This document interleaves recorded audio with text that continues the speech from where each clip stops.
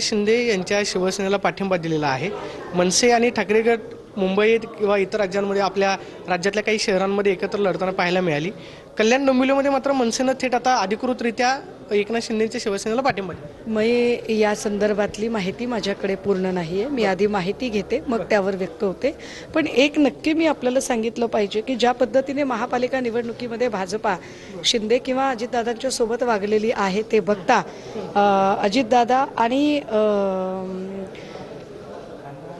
शिंदे या दोघांनाही ही गोष्ट निश्चितपणे आता उमगलेली आहे की भाजपा या दोघांच्याही मुळावर उठलेली आहे की बहुना भाजपला कोणीही विरोधी पक्ष नको आहे।